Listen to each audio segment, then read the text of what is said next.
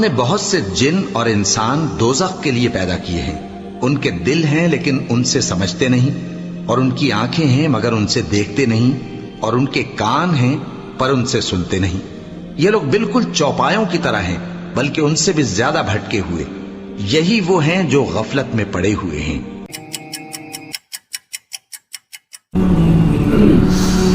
اعوذ باللہ من الشیطان الرجیم، بسم اللہ الرحمن الرحیم۔ وَلَقَدْ ذَرَأْنَا لِجَهَنَّمَ كَثِيرًا مِنَ الْجِنِّ وَالْإِنسِ، اور بے شک جنوں اور انسانوں کی اکثریت ہم نے پیدا ہی دوزخ کے لیے کی ہے۔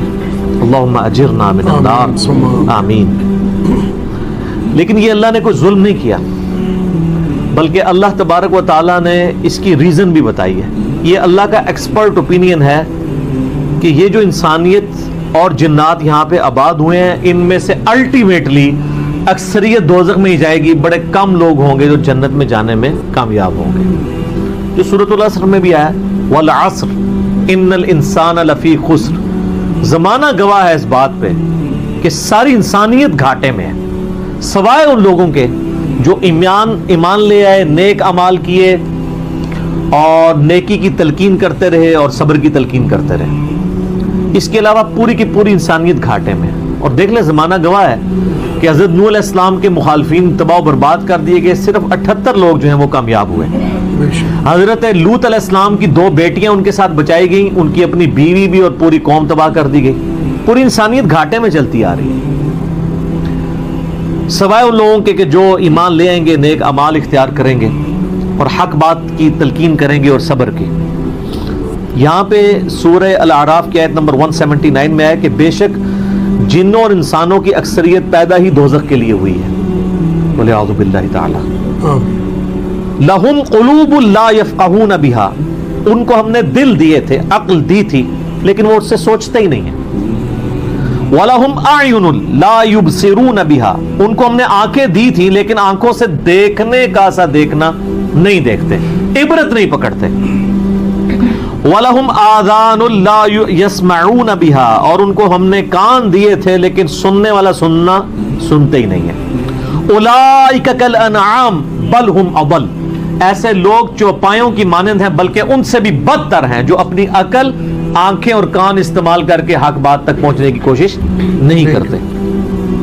أُولَئِكَ هُمُ الْغَافِلُونَ، ایسے ہی لوگ ہیں جو اصل میں غافل ہیں۔ تو اللہ تعالیٰ نے یہ یعنی اس میں ایک غیبی خبر دے دی ہے کہ الٹیمیٹلی یہ ہونے والا ہے۔ مطلب کیا کہ اب جس نے تیاری کرنی ہے وہ خود تیاری کر لے۔ اس کو میں ایک مثال سے سمجھاتا ہوں کہ اس وقت تقریباً یہاں پہ 80 کے قریب لوگ بیٹھے ہیں، اور میں یہ کہوں کہ میں ایک گولی چلاؤں گا جس کو بھی لگ جائے، تو ہم میں سے کیا ہر شخص یہ سوچے گا کہ یار ایک ہی گولی ہے، 80 بندے ہیں، کسی اور کو ہی لگے گی، ضروری ہے مجھے ہی لگنی ہے؟ ایسا تو کوئی نہیں سوچے گا، سب دڑکی لگا دیں گے۔ لیکن آخرت کا معاملہ کیا ہے؟ بخاری و مسلم دونوں کی حدیث ہے متفق علیہ کہ آدم علیہ السلام کو حکم ہوگا کہ جنتیوں اور دوزخیوں کو الگ کرو۔ حضرت آدم علیہ السلام پوچھیں گے کہ اے اللہ کتنے جنتی اور کتنے دوزخی؟ تو اللہ تعالیٰ فرمائے گا ہر 1000 میں 999 دوزخی اور صرف 1 جنتی۔ تو یہاں اگر 1000 بندہ اور میں کہوں ایک گولی چلے گی، ہر بندہ بھاگنے کی کوشش کرے گا۔ لیکن آخرت کے بارے میں یہ حال ہے کہ ہر ایک بندہ یہ امید لگایا ہوا ہے کہ وہ جو ایک بچے گا نا وہ میں ہوں گا، اور ادھر 1000 بندے کے اوپر ایک گولی چلائی جائے تو 1000 کا 1000 سوچے گا جو ایک پھٹکے گا وہ میں ہوں گا۔ بالکل 180 ڈگری سوچ ہے۔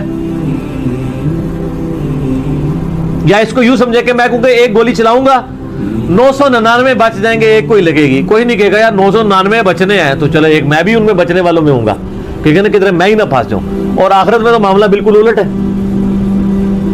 بہت کریٹیکل ایشو ہے۔ انسان کو اپنی آخرت کی فکر کرنی چاہیے، اللہ کو سیریس لینا چاہیے۔ جو لوگ دنیا میں اللہ کو سیریس لیتے ہیں وہی اپنی اصلاح کر لیتے ہیں، ورنہ اللہ تو بے پرواہ ہے۔ یقین کریں پوری کی پوری انسانیت دوزخ میں چلی جائے اللہ کو کوئی پرواہ نہیں ہے، پوری کی پوری انسانیت جنت میں چلی جائے اللہ کو کوئی پرواہ نہیں ہے۔ اور یہ جو اکثر لوگ مثالیں دیتے ہیں کہ جی دیکھیں کوئی ماں اپنے بچے کو کیسے دوزخ میں پھینک سکتی ہے، تو اللہ تعالیٰ تو ماں سے بھی بڑھ کے محبت کرتا ہے، وہ کیسے پھینکے گا؟ بھائی اس لیے پھینکے گا کہ اللہ تعالیٰ کے وہ احساسات نہیں ہیں جو ایک ماں کے ہوتے ہیں. ماں تو اپنی نفسانی خواہش یا محبت کی وجہ سے مغلوب ہو جاتی ہے، لیکن اللہ مغلوب نہیں ہوتا. اللہ تعالیٰ کیا فرعون سے اس کی ماں سے بڑھ کے محبت کرتا ہے جو اس کا باغی ہے؟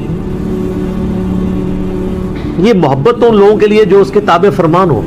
جو اللہ کے دشمن ہیں ان کے بارے میں تو اللہ تعالیٰ فرماتا ہے انا من المجرمین منتقمون، ہم مجرموں سے انتقام لے کے چھوڑیں گے. ان کے لیے یہ معاملہ نہیں ہے. ہمیں تو یہ بتایا گیا ہے اللہ تعالیٰ ایک بوڑھی نانی اماں ہے جس نے یہ ایک نعوذ باللہ ایک سسٹم چلایا ہوا ہے، اینڈ پہ سب کچھ چھوڑ دے گا. نہ، اگر یہ بات ہوتی تو انبیاء کرام علیہ السلام کی تعلیمات اس طرح کی نہ ہوتی کہ لوگ جو ہے وہ کیجول زندگی گزارنا شروع کرتے ہیں. بڑی سٹرکٹ تعلیمات ہے. جامع ترمذی میں حدیث ہے کہ سیدنا عثمان غنی رضی اللہ تعالیٰ عنہ علیہ السلام کے بارے میں آتا ہے کہ وہ جب کبھی قبرستان جاتے تو اتنا روتے کہ ان کی داڑھی آنسوؤں سے تر ہو جاتی. تو اصحاب پوچھتے کہ آپ کے سامنے جب جہنم کا ذکر ہوتا ہے آپ پہ اتنی خشیت طاری نہیں ہوتی، لیکن قبرستان میں قبر کے سامنے یہ معاملات آپ کے ساتھ کیوں ہوتے ہیں؟ تو انہوں نے کہا کہ میں نے نبی علیہ السلام سے خود سنا تھا کہ قبر آخرت کی منزلوں میں سے پہلی منزل ہے، جس کی یہ منزل پھنس گئی اس کی اگلی منازل مشکل ہو جائیں گی، اور جس کی یہ منزل آسان ہوئی اس کی اگلی منازل آسان ہوتی چلی جائیں گی. یہ وہ شخص کہہ رہا ہے جسے 3 دفعہ جنت کی بشارت ملی ہوئی ہے. ہمارے پاس کوئی جنت کا ٹکٹ نہیں ہے اور ہماری بے پرواہی اپنے عروج کے اوپر ہے.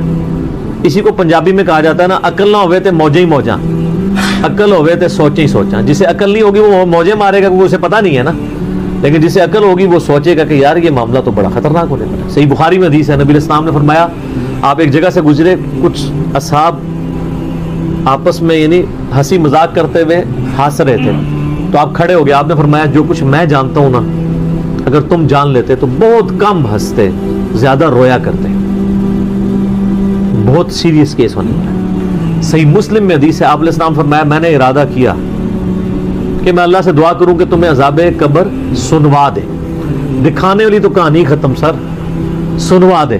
لیکن مجھے ڈر ہوا کہ اگر تم نے عذاب قبر سن لیا تم اپنے مردوں کو دفنا نہیں چھوڑ دو گے، ایسی خشیت تم پہ طاری ہو جائے گی. لیکن یہ اللہ تعالیٰ نے سب کچھ پردے میں رکھا ہوا ہے سر.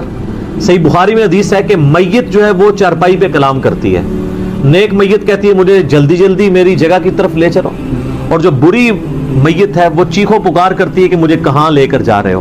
اور نبی علیہ السلام کے الفاظ ہیں صحیح بخاری میں کہ زمین و آسمان کی ہر مخلوق اس کی چیخیں سنتی ہے سوائے جنوں اور انسانوں کے، کیونکہ جنوں اور انسانوں کو اللہ تعالیٰ نے غیب کے پردے میں یہ چیزیں رکھی ہیں نا، اسی کے اوپر تو جنت ہے. ان الذین یخشون ربهم بالغیب لہم مغفرۃ واجر کبیر.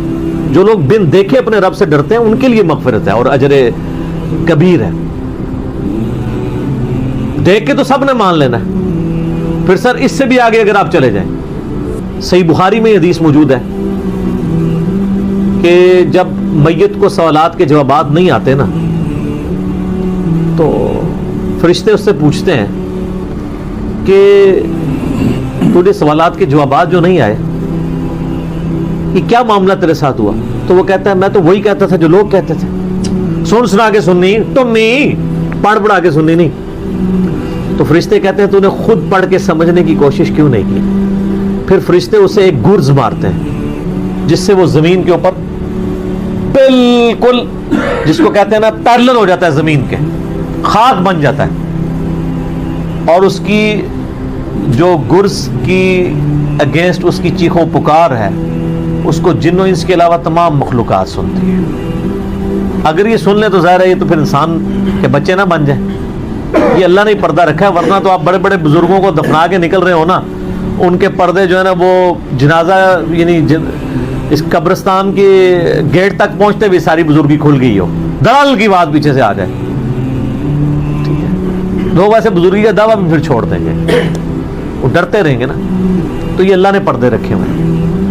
تو اس عید کے اوپر میں یہی پیغام دوں گا کہ اللہ کو سیریس لیں، اور سیریس لینے کا پھر مقصد یہ ہے کہ یہاں پہ ہمارے سب کانٹیننٹ میں کیا ہوتا ہے، یہاں پہ وہ پیکے والا ہی کام چل رہا ہے، دکھلاوا ہی سارا کے سارا چل رہا ہے. سب کانٹیننٹ میں انڈیا، پاکستان، بنگلہ دیش، افغانستان کے اندر یہ ہے کہ اگر کوئی شخص خدا کی طرف راستہ بھی اختیار کرتا ہے نا تو زیادہ سے زیادہ کیا کرتا ہے وہ کہ وہ کسی کی ماں مر گئی، کسی کا جوان بیٹا مر گیا، کسی کو کوئی بیماری آئی، وہ اللہ کی طرف لگتا ہے تو پہلے کیا کرتا ہے داڑھی رکھ لیتا ہے، تسبیح پکڑ لیتا ہے، مسجد کی طرف آنا شروع کر دیتا ہے، اور اس مسجد کی طرف جو اس کے محلے کی مسجد ہوتی ہے وہ ایک پریکٹسنگ مسلمان نہیں بنتا، وہ ایک پریکٹسنگ بریلوی یا پریکٹسنگ دیوبندی یا پریکٹسنگ اہل حدیث اور شیعہ بن جاتا ہے۔ اگر اس کے محلے کی مسجد بریلویوں کی ہوتی ہے تو وہ ایک پریکٹسنگ بریلوی بن کے سامنے آ جاتا ہے۔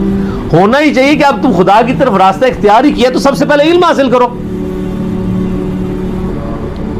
انما یخشی اللہ من عبادہ العلماء، اللہ کی خشیت تو اہل علم کو ہے، علم نہیں حاصل کرتے تو جدھر لگے نا اسی طرف چل پڑتا ہے۔ ہونا تو چاہیے کہ آپ پہلے یہ دیکھیں کہ میں قرآن و سنت کا علم حاصل کروں، میں دیکھوں کہ یار کون سے نظریات درست ہیں، کن چیزوں کے اوپر اللہ تعالیٰ نے پکڑ کرنی ہے، کن چیزوں کے اوپر اللہ تعالیٰ نے فرائض میرے اوپر لگائے ہیں۔ وہ کوئی بھی علم نہیں حاصل کرتا، کوئی جدھر لگا ہے ادھر۔ ہمارے محلے میں نے بتایا کہ ایک پوری فیملی قادیانی ہو گئی تھی، یہ میری پیدائش سے پہلے کی بات ہے، صرف ان کے گھر اولاد نہیں ہوتی تھی، بچی پیدا ہوئی، وہ والد پہلی دفعہ گیا مسجد میں، وہ قادیانیوں کی عبادت گاہ تھی، وہ قادیانی ہو گیا، پوری نسل ان کی قادیانی ہے۔ یہ ہماری ٹوٹل تحقیقات ہیں۔ ہمارے سب کانٹیننٹ کے معاشرے میں لوگ پریکٹسنگ اپنے فرقوں کے بنتے ہیں، علم حاصل نہیں کرتے ہیں۔ یہی وجہ ہے کہ پوری زندگی کبھی یہ نوبت ہی نہیں آتی کہ میں دیکھوں، حالانکہ دنیاوی معاملات کے اندر سب سے پہلے لوگ، کسی نے مکان بھی بنانا ہے نا وہ کئی ٹھیکیداروں سے مشورہ کرتا ہے، کئی مٹیریل والوں کو ملتا ہے، کہ کیا ہوتا ہے کہ وہ صبح مکان شروع کرا دیتا ہے، پوری فیزیبلٹی بناتا ہے، پوری پلاننگ کرتا ہے، لیکن ایک دین کے اوپر چلنا ہے جس کے لیے کوئی پلاننگ نہیں، کوئی فیزیبلٹی نہیں، جو جدھر لگے وہ لگ جاتا ہے۔